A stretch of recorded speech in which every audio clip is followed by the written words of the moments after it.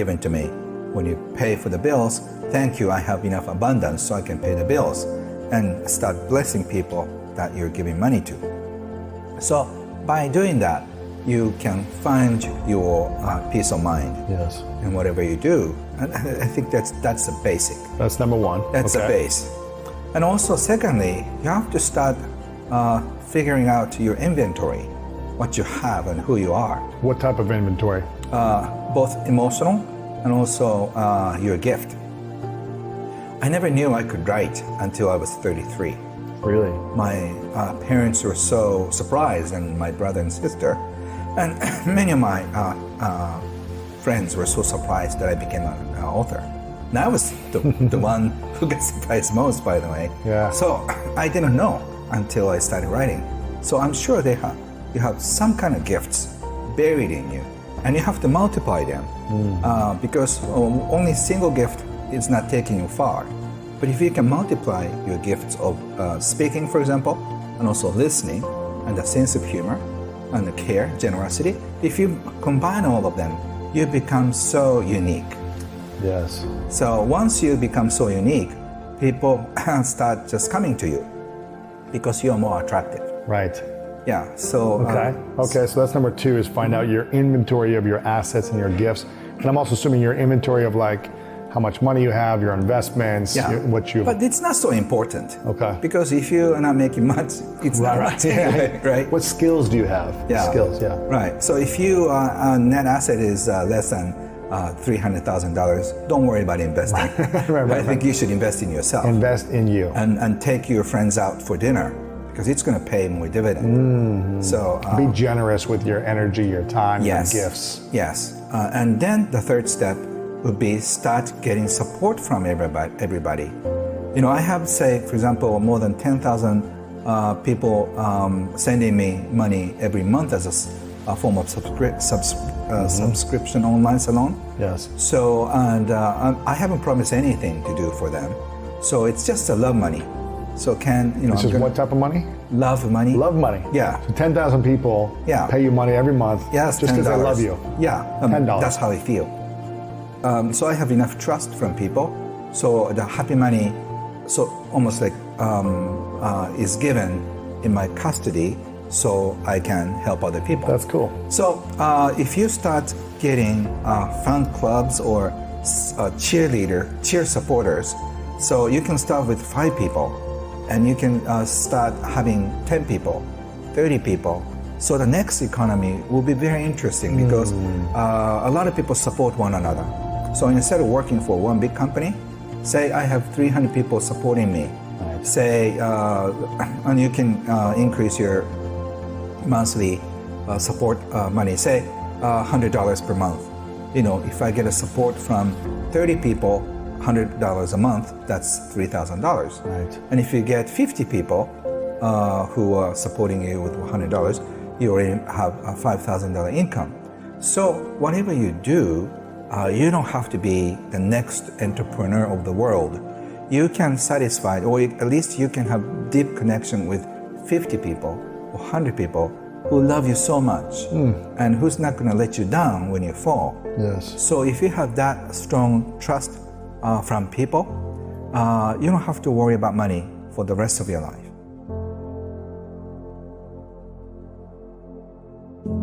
Financial goals people come up with, it's because they want to feel safe. Sense of security. So you don't need to have a goal of $1 million, because when you reach $1 million, you feel like this is not enough. I need more, right? I need 2. And when you reach 2 millions, no, I think I should have 10. 3. Yeah, 3. Yeah, so instead, what I would recommend, imagine a joint account with your wealthiest acquaintance. You can think of me, or for me, I think of my mentor Wahid Takeda or Warren Buffett. Think about your imaginary joint account, and when something bad happens, you can withdraw as much money as you want. Really? So this fun illusion, like imagination. What does that do for you when you have that imagination? You feel that you're not alone. just imagine if you get that sense of security. Louis, I'm gonna just keep you afloat as long as I live. Wow. And so go for it. Okay. I'll text you if I need you, Ken. Yeah. so if you get an endorsement from wealthy people like that, that's cool. You don't have to worry about it. Just so imagine. How does someone get an endorsement from someone who has a lot of money like that? What can they do? I think you have to live your life purposes. That's another subject. But if you are living your life purpose, a lot of people support you.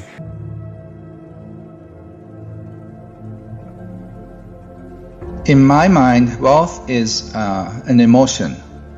It doesn't really matter how much you have, how much you make. Because I've interviewed over the course of my career, I've interviewed many millionaires and billionaires, and some of them are very unhappy and very upset with everything.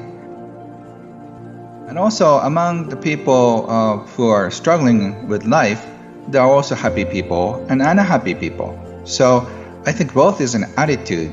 If you feel like you're so happy and so content with what you have, you are already wealthy. But if you have if you have to struggle every day and you cannot find happiness either in your business or in personal life, I think you're not wealthy, even if you have billions in your bank account. The people with the radiance of appreciation often attracts more people and more opportunities. So this is not a new age or a spiritual thing. It's a practice to appreciate more. So what you appreciate appreciates. What should we be thinking about instead of like, I want to make $1 million? Should we be reframing that in a different way? First of all, you really have to figure out what you want in your life.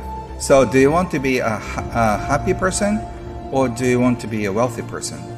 You can take both, but the way to happy and wealthy people only has an opening who aim for happiness first. I love this, because most people think once I'm there, then I'll be happy, then I'll respect myself, then I'll get the attention I want. But what I'm hearing you say is the only way to happy and wealthy is through happiness first.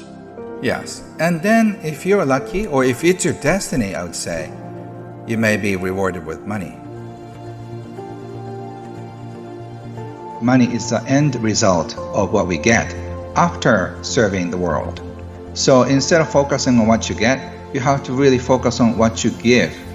And our life is in the middle of giving and receiving. So unless we receive well, unless we give well, we can receive. So we are in this cycle of appreciation or resentment. Either cycle you're in, your life exists.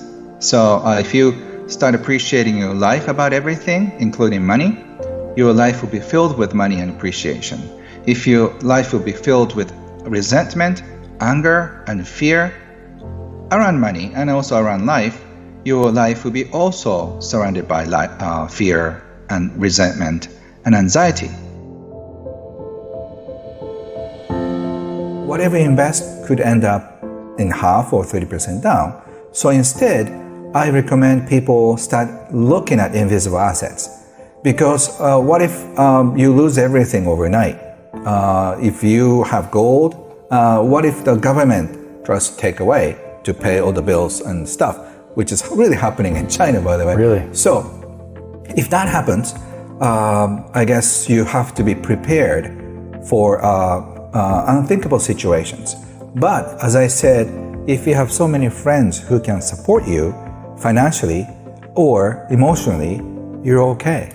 So instead of having so much money in the bank account, you should have the trust and strong connections with friends around you, and also reputation with your clients. So whatever happens, if you have the strong connections with people around you, you can start over from zero. From zero. I asked you this in our last interview. I said, okay, Ken, imagine you've lost all your money right now, and you had to make $1 million in a year. I don't know if you remember your answer, but I asked you this, and you said, I said, what would you do? And you said, well, I would just call my friends up and say, can you give me money? I'd call 10, 20 of my friends up and say, can you give me $100,000 each? Or can I stay in your house for free? And you would offer a service to those wealthy friends that you've created trust and invisible assets with. Right. And sell them something new or whatever it might be. And it's because you have great relationships. Right. That's why you could do that. Yes. So what I'm hearing you say, Ken, is it's important to invest in yourself, which is developing more credibility, respect, and a better reputation with your friends, your colleagues, the industry you're in, your team, things like that. So that if that happens, you'll be able to get something going again. Yeah, so in a sense, I'm having a huge deposit to people's heart. I have given away my booklet for free to 2.3 million people. Wow. So I have a list of those people that I have given away, right? And so they feel like they owe me. That's why they're buying my books and courses. So I have a huge sort of invisible asset and trust already saved up. And I've been giving away for so many things for the past 20 years. I've done lectures for free. I've done so many volunteer work for the people who are in need. So I have this reputation and trust among people. So in the next situation, so whatever happens, I can say, I'm going to talk about the next situation and how we can build our assets in the new currency system, new financial system. A lot of people want to listen to me. So I have built enough credibility. So that's why I'm not afraid of going bankrupt. Because if I go bankrupt, I can say the joy of bankruptcy.